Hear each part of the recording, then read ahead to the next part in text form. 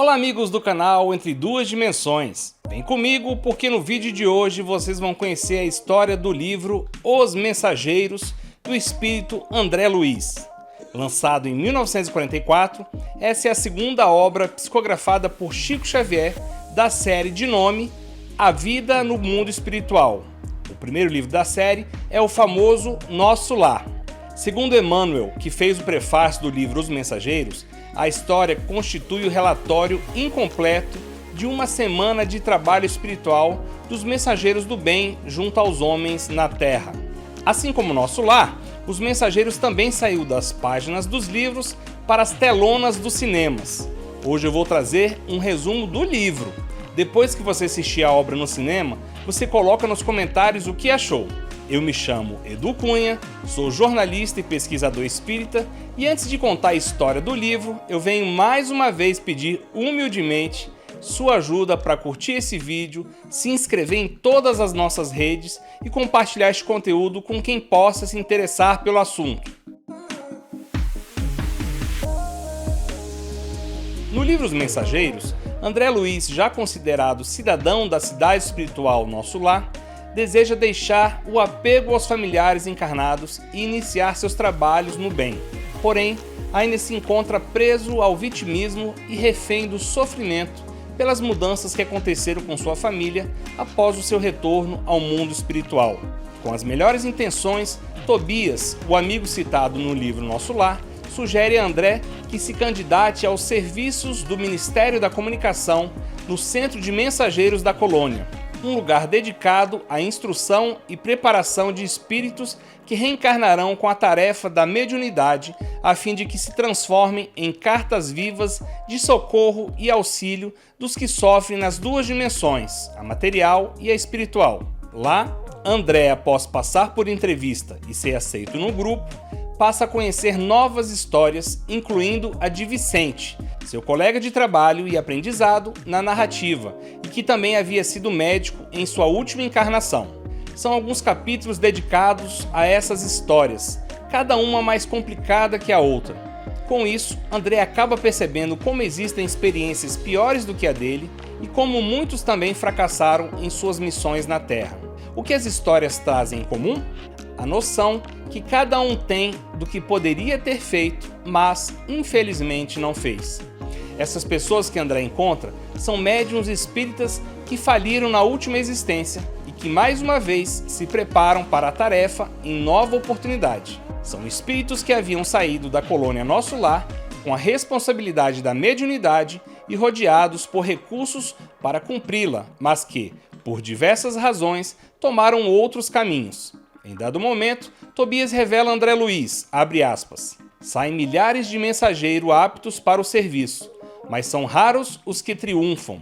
Alguns conseguem execução parcial da tarefa, outros muitos fracassam de todo, fecha aspas. O foco principal do livro são as quedas desses espíritos que foram preparados no plano espiritual para atividades redentoras na mediunidade e que, iludidos pelas fantasias mundanas e dominados por egoísmo e orgulho, esqueceram as abençoadas lições trazidas da espiritualidade superior e falharam em suas missões. Como exemplos dos fracassos citados no livro, temos o caso de Otávio, que deixou para trás 6 crianças carentes de sua assistência para se casar com desequilibrada mulher que sofria obsessão de monstruosa entidade. Otávio deixou-se viciar pelo sexo e pelo álcool, desencarnando ruído pela sífilis.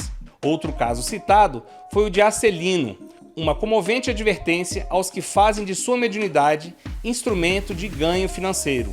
Abre aspas. Apesar das lições maravilhosas de amor evangélico, inclinei-me a transformar minhas faculdades em fonte de renda material.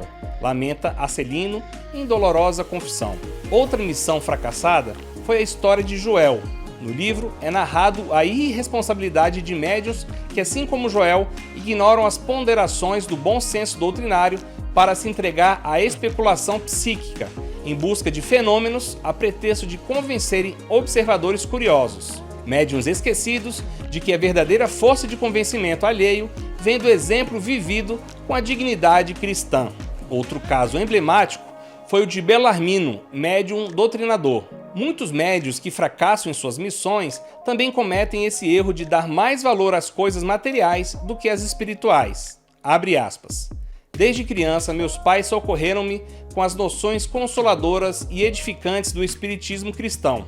Acabei meus dias com uma bela situação financeira no mundo e um corpo crivado de enfermidades, com um palácio confortável de pedra e um deserto no coração.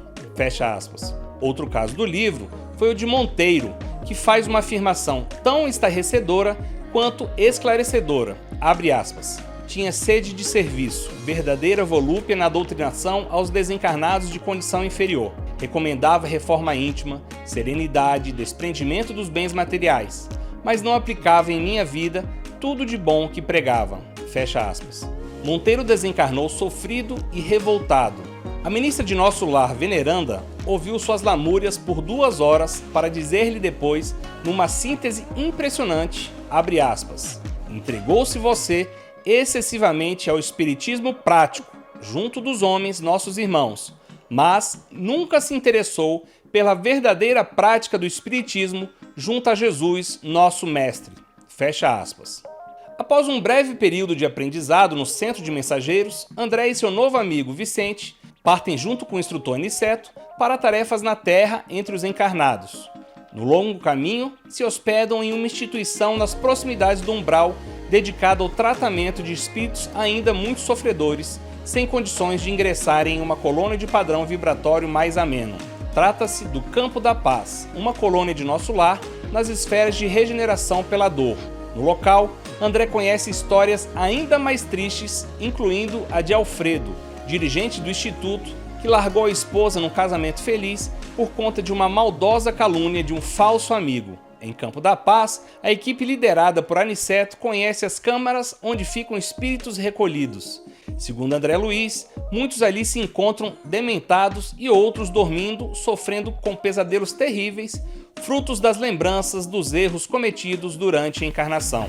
Passado um dia para refazimento, prosseguem os trabalhadores para a Terra, indo se estabelecer na cidade do Rio de Janeiro, na casa de Isabel, devotada trabalhadora encarnada, que tem o coração puro e o hábito do Evangelho no lar.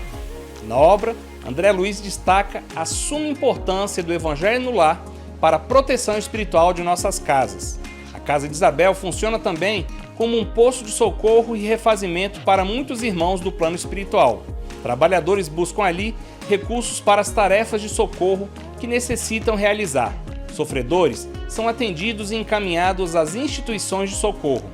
André também tem a oportunidade de presenciar encontros entre espíritos encarnados e desencarnados que acontecem durante o sono dos irmãos que ainda vivem na Terra. Durante uma semana, a equipe de trabalho realiza diversas tarefas de socorro neste lar. Entre as histórias, podemos citar a de Cremilda, uma moça que havia desencarnado, mas permanecia assustada presa ao corpo por medo da morte e ilusões cultivadas durante a encarnação de como seria o mundo extrafísico.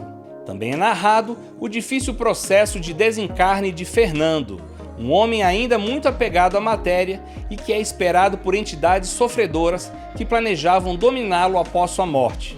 Tal fato só não aconteceu devido aos méritos de sua mãe, que velava por ele no momento do desencarne, a fim de levá-lo para a recuperação e aprendizado em um posto de socorro espiritual. É interessante destacar mais uma vez que toda a história do livro se passa no decorrer de apenas uma semana. Daí podemos perceber a quantidade de trabalho que a espiritualidade consegue promover em tão curto tempo. A mensagem principal do livro é que não devemos dormir no ponto e que precisamos aproveitar toda e qualquer oportunidade para fazermos o bem ao próximo e sermos a cada dia pessoas melhores. Ainda que o tema central do livro sejam as histórias de médiuns que fracassaram em suas missões, a obra passa um importante aviso que serve a todos nós. Encontraremos no plano espiritual nada mais, nada menos do que o reflexo do que fomos e do que fizemos de bem e de mal durante nossa missão na Terra. E aí, gostou da história? Já assistiu o filme ou leu o livro? Depois que assistir ou ler a obra, me conta aqui abaixo nos comentários o que você achou.